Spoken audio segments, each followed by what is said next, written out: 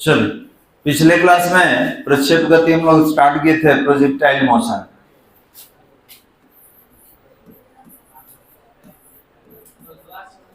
प्रक्षेप गति बिल्कुल वाला, प्रोजेक्टाइल मोशन।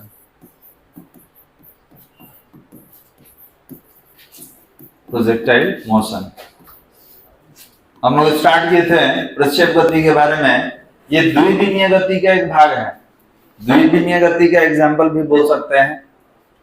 तो इसमें हमने पढ़ा था जब किसी पिंड को XY तल में किसी कोण पर प्रक्षेपित किया जाता है तो पिंड का गति प्रक्षेप गति होगा। इसके लिए एग्जाम्पल भी हम लोग कुछ लिए थे, आप एग्जाम्पल भी देख सकते हैं।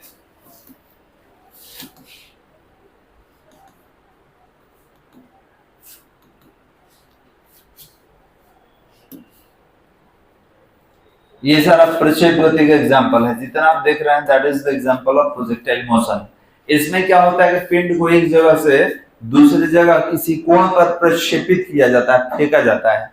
अब जैसे फुटबॉल है, इसको किक किया गया यहाँ से, तो यहाँ से वहां चला गया, तो ये जो गति होगा पिंड का, ये प्रक्षेप गति कहलाता है। और ये क्षैतिज से कुछ कोण पर होता है, आप देख सकते हैं किसी में कोण भी, जिसमें कोण बना हुआ है। तब इसमें बहुत सारा पॉइंट स्टडी करना होता है बालक, ठीक है। टोटल आपका प्रक्षेप गति कहलाता है। अब इसमें बहुत सारा पॉइंट में क्या है, प्रक्षेप बिंदु है। प्रक्षेप बिंदु क्या होगा, जहां से आप पिंड को प्रक्षेपित करेंगे। प्रक्षेप वेग होता है, प्रक्षेप कोण होता है। यहां से पिंड यहां आ गया तो इसको हम लोग क्षैतिज परास कहते हैं। ये ऊंचाई को महत्तम ऊंचाई कहा जाता है। तो इसी के बारे में हम लोग पढ़ने वाले हैं। तो जहां तक हुआ था वहां से आगे पैराग्राफ चेंज करके आप लिखिए। पैराग्राफ चेंज करके लिखेंगे प्रक्षेप गति के, पैराग्राफ चेंज कर लिया जाए और लिखेंगे प्रक्षेप गति के पथ में, प्रक्षेप गति के पथ में, प्रक्षेप गति के पथ में पिंड का, प्रक्षेप गति के पथ में पिंड का सामान्यतः है, पिंड का सामान्यतः है, पिंड का सामान्यतः है पथ है, पिंड का सामान्यतः पथ है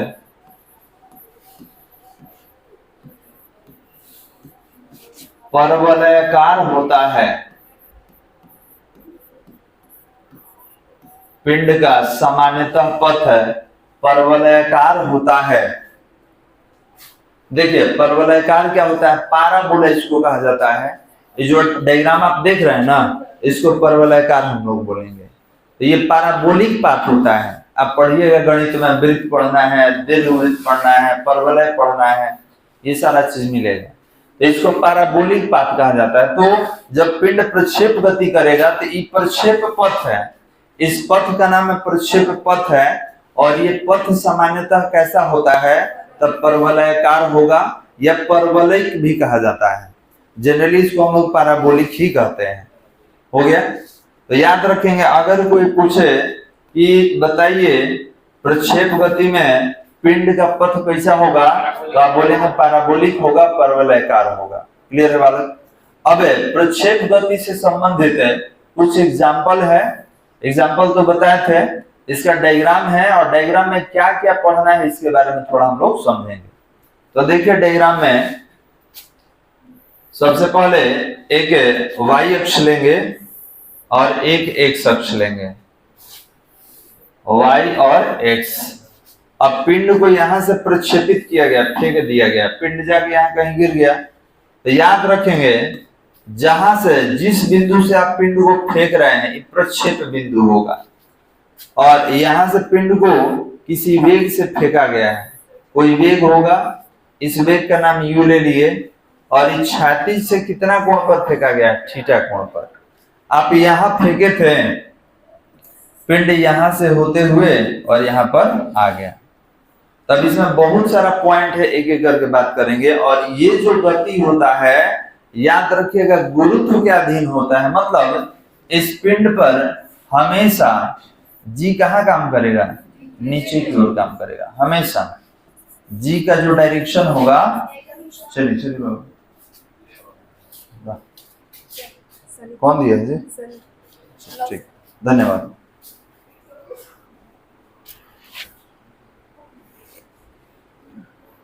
चलिए देखिए इधर, तो जी का डायरेक्शन कहाँ होगा बालक? Always downward. इसीलिए पिंड जो होता है, ठीक है, यहां से फेंकते ऊपर है, लेकिन इसका गति फिर नीचे की ओर हो जाता है। क्यों? क्योंकि ये गति गुरुत्व के अधीन होता है। क्लियर है? अब इसमें बहुत सारा पॉइंट है, प्रक्षेप बिंदु है, प्रक्षेप वेग है, प्रक्षेप कोण है, बहुत सारा पद है। अब ये डायग्राम में हम आगे बात करेंगे, समझाने के लिए आपको बता दिए। अभी देखिए इसमें क्या बताएंगे। आप पिंड को यहाँ फेंके और यहाँ पहुंच गया, तो याद रखेंगे ये जो दूरी होता है यहां से यहां तक, इसको परास या क्षैतिज परास कहा जाता है। ठीक है, ये टोटल ऊंचाई में ये जो ऊंचाई होगा, ये सेंटर वाला, इसको मैक्सिमम हाइट, महत्तम ऊंचाई कहा जाता है। ऊंचाई तो सब है, यहाँ भी है, यहाँ भी है, यहाँ भी है, तो क्या महत्तम है? नहीं, महत्तम सेंटर में ही हमको दिख रहा है, इसको मैक्सिमम हाइट कहते हैं, महत्तम ऊंचाई।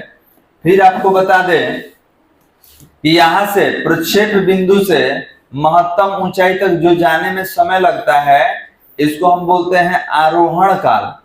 वैसे आरोही क्रम में अवरोही क्रम होता है। आरोही मतलब बढ़ते, अवरोही मतलब घटते। तो आप ऊपर जा रहे हैं मतलब बढ़ रहे हैं, और नीचे आ रहे हैं मतलब घट रहे हैं। तो यहां से यहां तक जो जाने में समय लगता है उसको बोलते हैं आरोहण काल, और लिखते हैं टीएस, इसको टाइम ऑफ एसेंट कहा जाता है। महत्तम ऊंचाई से पुनः सतह तक आने में जो समय लगता है, इसको अवरोहण काल कहते हैं, और टीडी से लिखा जाता है। और ये जो होता है इसी के बराबर होता है। और पुनः यहां से यहां तक, मतलब प्रक्षेप बिंदु से महत्तम परास तक जाने में जो समय लगता है, इसको उड़ान काल कहा जाता है। ठीक है, क्या बोलेंगे? उड़ान काल। ठीक है, तो डायग्राम आप बना लीजिए पहले।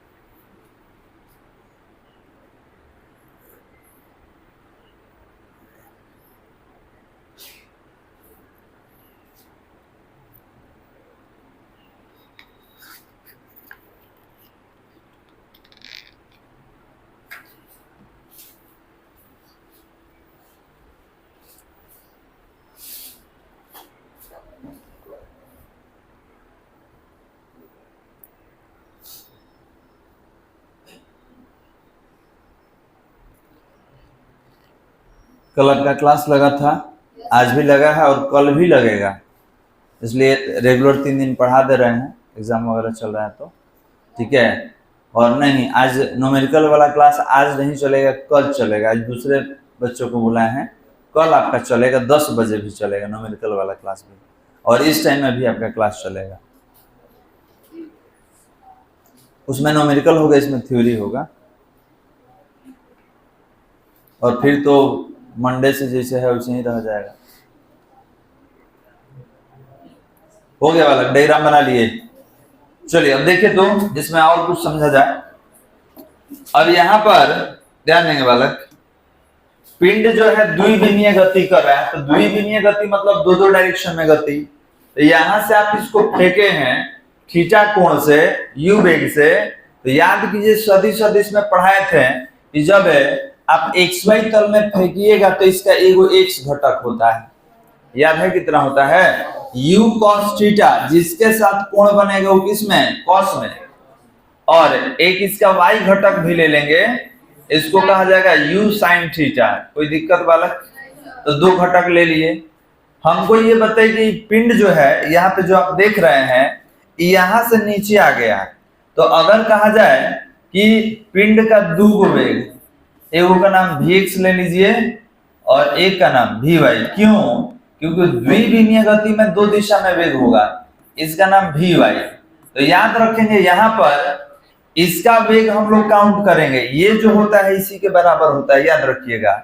यहाँ जो वेग लीजिएगा इसी के बराबर होता है U cos थीटा। ठीक है, और ये वेग क्या हो जाता है, जीरो।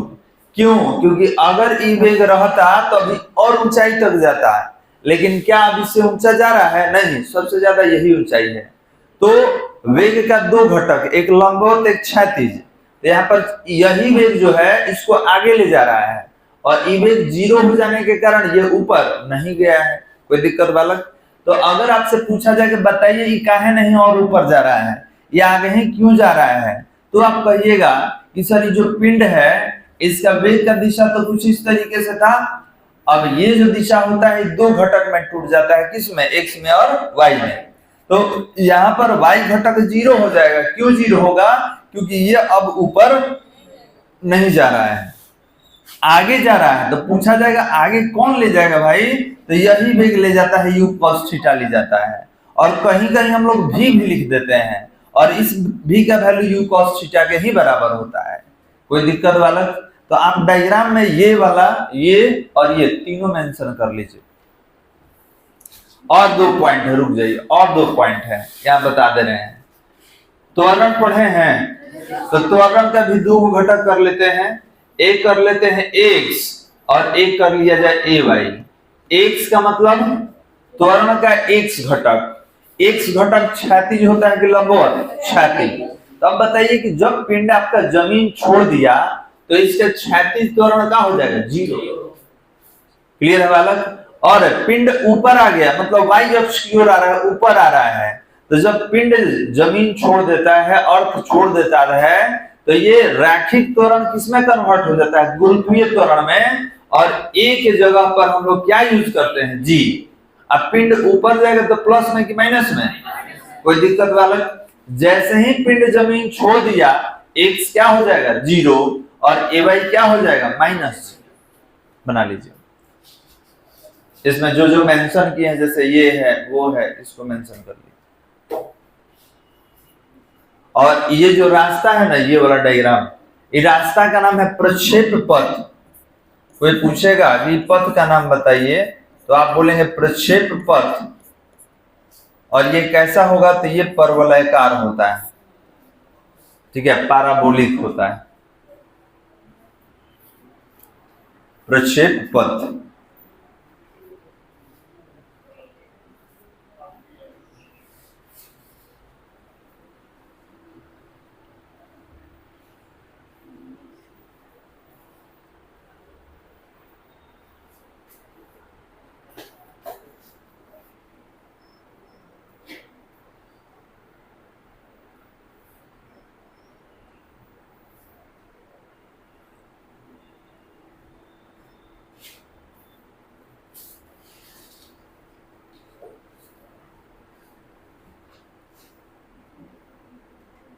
बन गया? ठीक। अब इसमें क्या क्या पढ़ना है सबका हम नाम लिख दे रहे हैं, और उसके बाद सबको परिभाषित करना होगा बालक। ठीक है, एक एक करके सबको हम लोग परिभाषित करेंगे। डायग्राम कंप्लीट हो गया? चलिए नेक्स्ट। अब इसमें कहां से स्टार्ट करेंगे? तो देखिए, सबसे पहले हम लोग बात करेंगे ओ से, मतलब प्रक्षेप बिंदु से बात करेंगे। इसमें आप देखे होंगे ओ एक बिंदु था, इसको कहा जाएगा प्रक्षेप बिंदु। प्रक्षेप बिंदु। फिर एक थीटा था, इसको कहा जाएगा प्रक्षेप कोण, कहा जाएगा प्रक्षेप कोण। सब परिभाषित करना है। इसके बाद u है, इसको कहा जाएगा प्रक्षेप वेग। प्रक्षेप वेग। इसके बाद एक TA था, TA, इसको कहा जाता है आरोहण काल, टाइम ऑफ एसेंट। काल मतलब ही समय होता है, आरोहण काल। एक होता है TD, अवरोहण काल। अवरोहण काल। एक कैपिटल T होता है, इसको बोलेंगे उड़ान काल। उड़ान काल, टाइम ऑफ फ्लाइट। इसके बाद एक H होगा, H को हम लोग बोलेंगे महत्तम ऊंचाई, मैक्सिमम हाइट, महत्तम ऊंचाई। इसके बाद एक R होगा, रेंज। इसको या तो क्षैतिज परास कहिए या केवल परास भी कह सकते हैं, क्योंकि परास क्षैतिज ही होता है। इतना पढ़ना है एक एक करके बालक सबको, तो ये सब लिख लीजिए कौन क्या है, और एक एक करके हम लोग परिभाषित करेंगे। अब जितना हम लोग डायग्राम में इंडिकेट किए थे सारा यहाँ पर लिख दिया गया।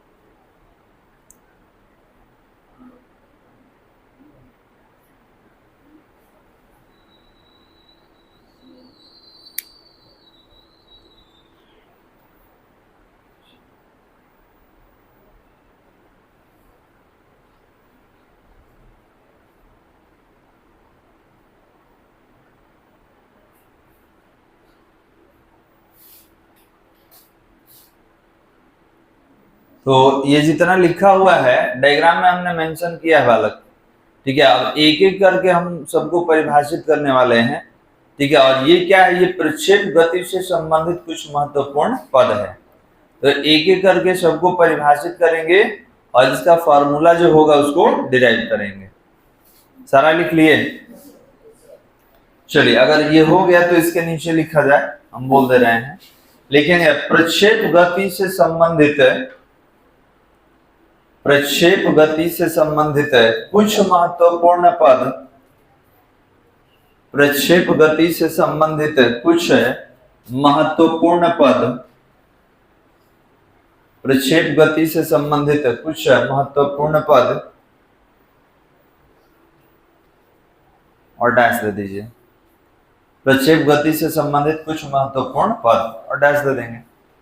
अब देखिए डायग्राम ऑलरेडी हम लोग बना चुके हैं।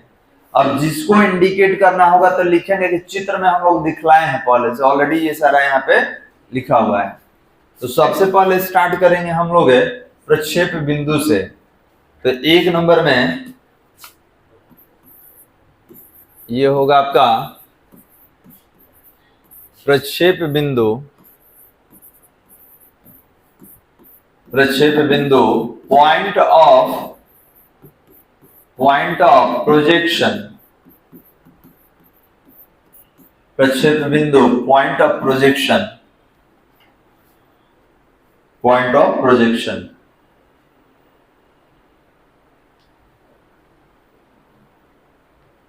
हो गया बालक? अब हमको ये बताइए, थोड़ा सा हटा रहे हैं इसको, बहुत सारे डायग्राम है, ठीक है। ये भी आप देख सकते हैं, यहां से क्लिक किया जा रहा है।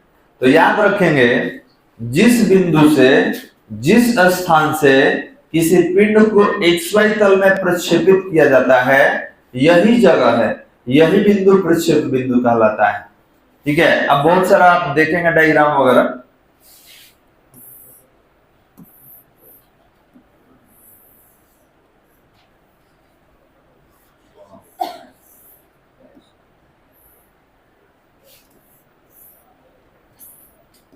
यहां देख सकते हैं, ठीक है। तो आपने यहां से किसी पिंड को प्रक्षेपित किया है, तो इस जगह का नाम क्या होगा? प्रक्षेप बिंदु। तो जहां से, जिस बिंदु से प्रक्षेप पिंड को XY तल में प्रक्षेपित किया जाता है, उसे हम क्या कहेंगे? उस बिंदु को क्या कहेंगे? प्रक्षेप बिंदु, ठीक है। तो पिंड का नाम क्या दीजिएगा? ये भी आपका क्या है? प्रक्षेप गति है ना। तोप से गोला फेंका जा रहा है, ये भी किसका एग्जाम्पल है? प्रक्षेप गति का। चलिए तो लिखते हैं, लिखेंगे, परिभाषित किया जाए, जिस बिंदु से प्रक्षेप पिंड को, जिस बिंदु से प्रक्षेप पिंड को, जिस बिंदु से प्रक्षेप पिंड को प्रक्षेपित किया जाता है,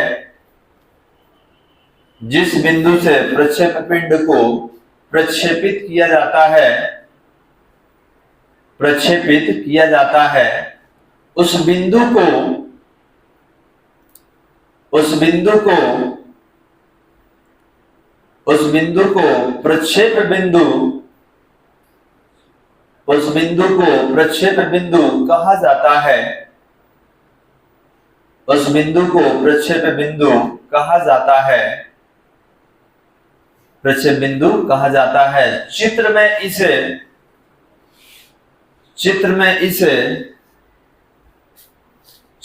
इसे ओ द्वारा, चित्र में इसे ओ द्वारा व्यक्त किया गया है, चित्र में इसे ओ द्वारा व्यक्त किया गया है। अब देखिए, अभी जो हम लोग डायग्राम बनाया था ना पीछे, इसमें इसको ओ से व्यक्त किए थे। यहाँ पे देखिए, that is point of projection, यही आपका प्रक्षेप बिंदु, मतलब जहां से आप पिंड को प्रक्षेपित कीजिएगा वही जगह क्या कहलाएगा, प्रक्षेप बिंदु।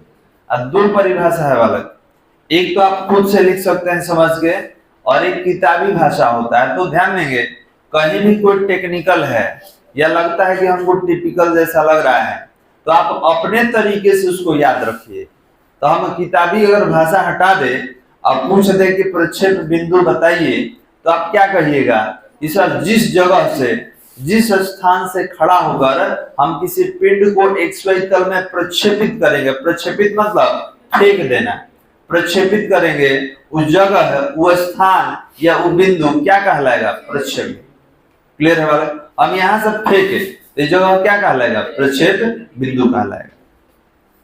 कोई दिक्कत समझने में इसको? चल, तो ये एक हो गया हमारा, ठीक है। डायग्राम में यहां भी देख सकते हैं, यहां से आप फेंक रहे हैं ना गेंद को, इस जगह का नाम क्या होगा, प्रक्षेप बिंदु होगा। चलिए 2 नंबर पॉइंट में लेते हैं। 2 नंबर पॉइंट में लेंगे प्रक्षेप कोण, प्रक्षेप कोण, angle of projection, angle of projection, प्रक्षेप कोण, एंगल ऑफ प्रोजेक्शन। तो ये भी बहुत आसान है जी, जिस कोण से किसी पिंड को XY तल में प्रक्षेपित किया जाता है, उसी कोण को क्या कहेंगे, प्रक्षेप कोण। डायग्राम में हम लोग भी बनाए हैं, चाहे यहां भी दिख रहा है कि आप क्षैतिज से थीटा कोण पे पिंड को क्या कर रहे हैं, प्रक्षेपित कर रहे हैं। तो यही कोण क्या कहलाता है, प्रक्षेप कोण लिखा जाए। लेकिन जिस कोण से किसी पिंड को,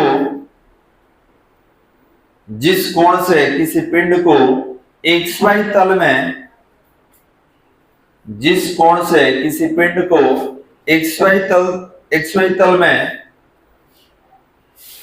तल में प्रक्षेपित किया जाता है, XY तल में प्रक्षेपित किया जाता है, XY तल में प्रक्षेपित किया जाता है, उस कोण को प्रक्षेप कोण, उस कोण को प्रक्षेप कोण कहा जाता है, उस कोण को प्रक्षेप कोण कहा जाता है, प्रक्षेप कोण कहा जाता है। इसे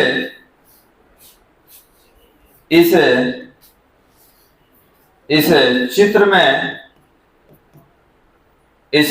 में थीटा द्वारा व्यक्त किया गया है, इसे चित्र में थीटा द्वारा व्यक्त किया गया है। अब देखिए, डायग्राम में देख सकते हैं, ऑलरेडी मेंशन किए हम लोग थीटा, यही कोण क्या कहलाएगा, प्रक्षेप कोण। कोई दिक्कत वाला? चलिए 3 नंबर में प्रक्षेप वेग,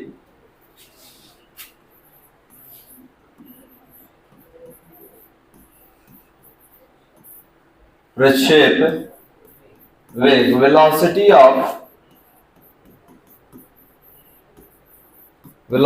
ऑफ प्रोजेक्टाइल।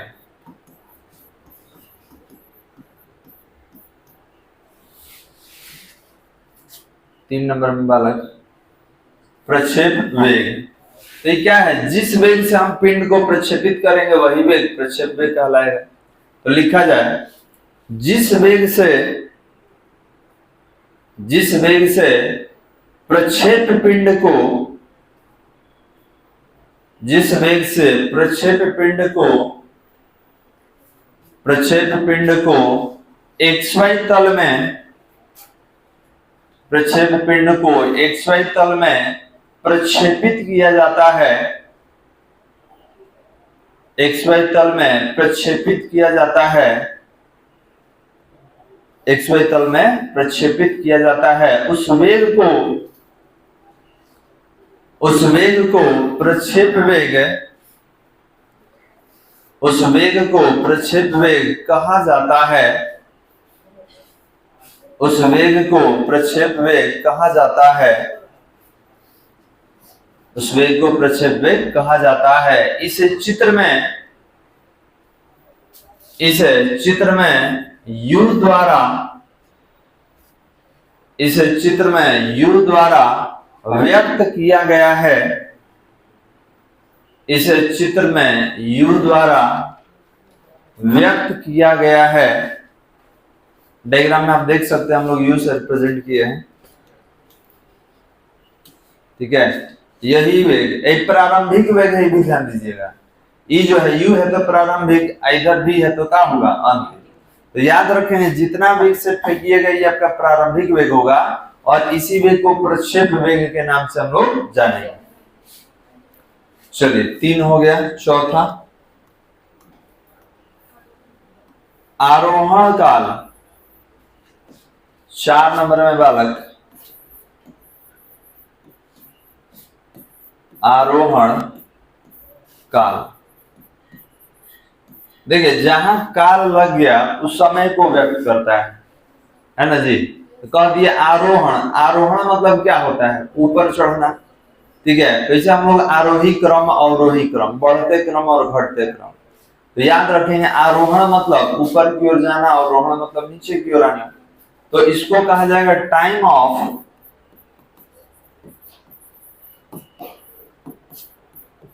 ऑफ एसेंट कहा जाता है, टाइम ऑफ एसेंट, आरोहण काल। पहले लिख लीजिए, उसके बाद डायग्राम से बात कर लेंगे। टाइम ऑफ एसेंट, तो ये क्या है बालक, प्रक्षेप बिंदु से महत्तम ऊंचाई तक जाने में जो समय लगता है उसी को हम लोग आरोहण काल कहते हैं। जैसे ये डायग्राम है, तो आपसे पूछा गया कि बताइए पिंड कहां से प्रक्षेपित हुआ है, तो कहिए प्रक्षेप बिंदु से। तो याद रखेंगे ये आपका प्रक्षेप बिंदु है, तो इस बिंदु से ये महत्तम ऊंचाई, यही महत्तम ऊंचाई है वाला। इस प्रक्षेप बिंदु से महत्तम ऊंचाई तक जाने में जो समय लगता है इसी को हम लोग आरोहण काल कहते हैं, ठीक है।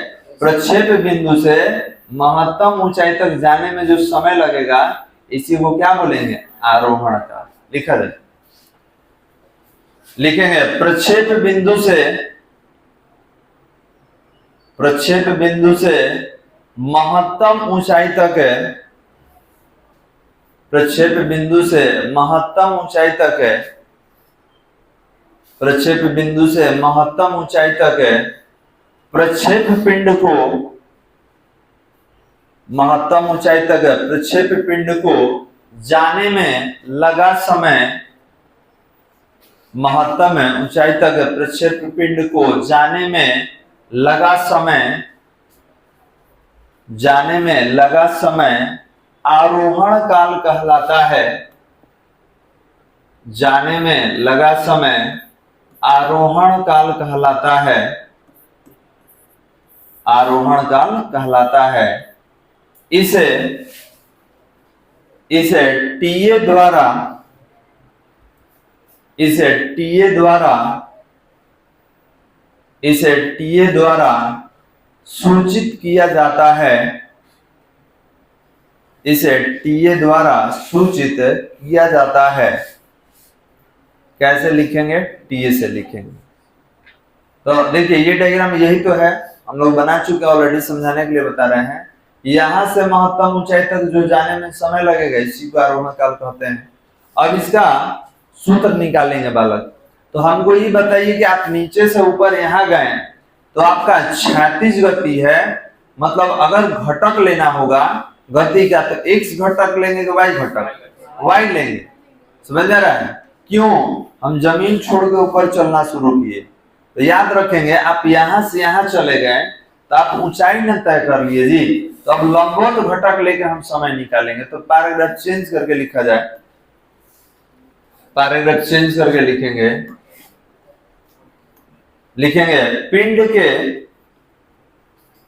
पिंड के लंबवत गति के लिए, पिंड के लंबवत गति के लिए और डैश दे दीजिए। तो बताइए, आप सुने हैं v बराबर u प्लस ए टी, ये गति का समीकरण है, बहुत पहले हम लोग निकाल चुके हैं। अब आप कौन गति के लिए निकाल रहे हैं, क्षैतिज की लंबवत? लंबवत। तो x लिखे कि y लिखे? y। ये हो जाएगा vy बराबर uy plus ay into T. बताया था ना, समय में y x नहीं लिखा जाता, वो सबके लिए एक जैसा होता है। अब ये बताइए हमको कि पिंड यहां पहुंच गया, यहां पर पहुंच गया, तो यहां पर इसका वेग खत्म हो गया होगा ना जी, ऊपर वाला, तब ना ऊपर नहीं जा रहा है। अभी देखिए डायग्राम में हम मेंशन किए हैं, अब देखिए vy का वैल्यू कितना है? 0। x का वैल्यू कितना है? ay का वैल्यू कितना है? अब ये 0 क्यों हो गया? क्योंकि अब ऊंचाई पर नहीं जाएगा, ये रुक गया। तो अगर आपसे पूछा जाए कि बताइए इसमें vy आप कितना रखने वाले हैं, तो आप कहिएगा vy का वैल्यू 0 रखेंगे। क्या है? महत्तम ऊंचाई पर वेग क्या हो जाता है? 0 हो जाता है। अब uy डायग्राम में आप देख लीजिए, ux था u cos थीटा, uy कितना था? u sin theta. तो uy का वैल्यू कितना? u sin theta. सब डायग्राम में है जी। आप 2-3 स्टेप पीछे आइए तो देखिए ux ये है, uy ये है। अब इसके बाद थोड़ा सा और आगे आते हैं, और कौन बच गए? ay माइनस जी, अभी आपको समझा रहे थे। और t को हम अब t नहीं लिखकर ta लिखेंगे। क्यों लिखेंगे? क्योंकि आरोहण काल है, टाइम ऑफ एसेंट है। सारा वैल्यू इसमें रखिए। तो ये तो पहले 0 हो गया, ये हो गया u sin थीटा हो गया, प्लस हो गया, माइनस जी हो गया, और ये ta हो गया। अब 0 बराबर u sin theta plus minus minus G into T A, इसको इधर लाइए, g into T A plus में हो गया इधर आकर, और ये u sin थीटा। अब बताइए हमको निकालना क्या है? TA निकालना है। तो जब यहां पर आप TA निकालिएगा तो ये हो जाएगा u sin theta upon g। यही आपका आरोहण काल है जी। समीकरण नंबर पीछे वाला कितना था? अच्छा, ये पहला ही है ना, ये फर्स्ट हो जाएगा। तो आप यहां से, क्योंकि गति का यही समीकरण है, और जब लंबवत के लिए लेंगे तो लंबवत घटक y में होगा, तो आप यहां से लिखना चालू करें समीकरण 1 तक। तो इस सूत्र की सहायता से आप आरोहण काल का मान निकाल सकते हैं। तो आरोहण काल निकालने के लिए हमारे पास 2 चीज होना चाहिए, एक प्रारंभिक वेग होना चाहिए और दूसरा कोण होना चाहिए। कितना कोण से आप पिंड को प्रक्षेपित किए हैं, हम आरोहण अवरोहण दोनों निकाल लेंगे। और याद रखिएगा, आरोहण काल तथा अवरोहण काल आपस में बराबर होता है। जितना आरोहण होगा उतना ही अवरोहण होगा।